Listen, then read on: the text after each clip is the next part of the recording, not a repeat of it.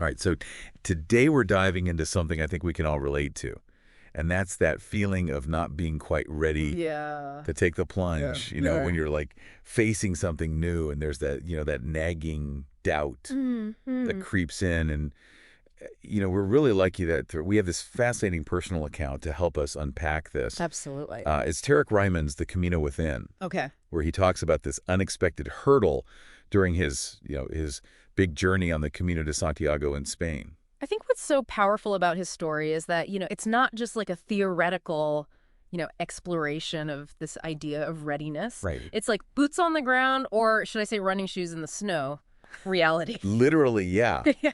Because, I mean, picture this. You're in Spain. Right. It's April.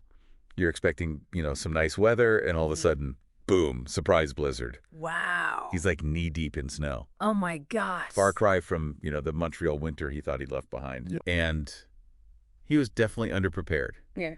He was just in running shoes. So what did he do?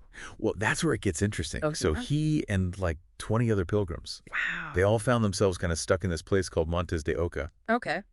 waiting for the snow to stop. And it sounds like it wasn't exactly, a positive atmosphere. No. He talks about people complaining Right. and blaming global warming. It was this kind of, blame game. I've definitely been there. Totally.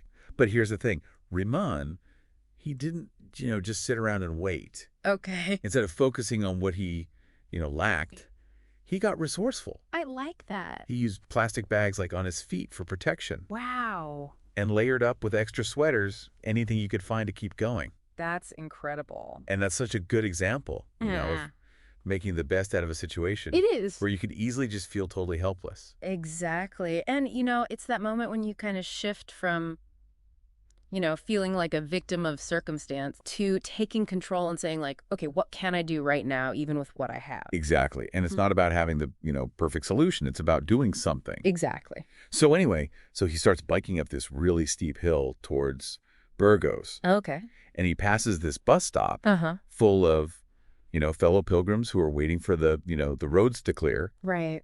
And they start cheering him on. Oh, that's cool. Which is amazing. Yeah. But the really cool part is that seeing him, pushing forward actually inspired some of them to ditch the bus and start walking themselves. Wow, that's powerful. It is, right? Yeah. And it makes you think about how often our own hesitation, Yeah. might be holding others back too. That's true. Because we don't realize, we're setting an example. Right. Yeah. So anyway, he keeps going, and eventually the snow stops. He gets to Burgos. Mm-hmm. And he has this, realization, this kind of epiphany. Okay. He says, you will never be fully ready for anything, but you should always move forward regardless. I love that. And he talks about this feeling of gratitude that washed over him Yeah. after he made that decision to act. Right. And it's like this feeling of being unprepared. Mm-hmm. It's not a prerequisite that you have to overcome before you can start something. Right. It's often part of the journey. It's a constant companion. Yes. Yeah. Especially in those big life moments. Exactly. Like think about moving to a new country, starting a new job, or even becoming a parent. Like nobody feels 100% ready for that. Absolutely. And that's something we all struggle with, this fear of not being good enough. Absolutely. Or not having all the answers before we start. Yeah.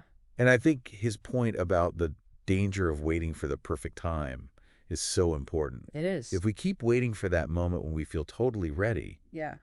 we might miss out on life itself. So true.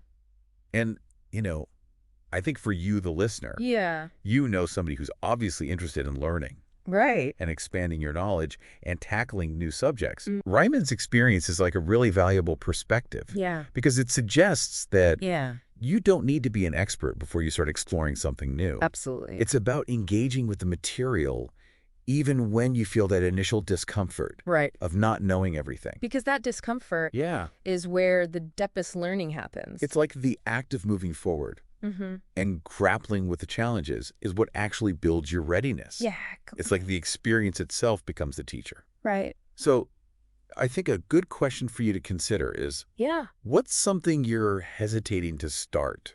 Maybe it's a new skill or a new project or a new area of learning, and you're putting it off because you don't feel entirely ready. Okay. What's one small, manageable step you could take today, even with that feeling of unpreparedness? That's a good question. Because that initial action might be the thing that starts to build your confidence and understanding. Just the momentum. Exactly. And who knows where it could lead you. That's the exciting part. Exactly. So go for it. Go for it. You got this. You got this.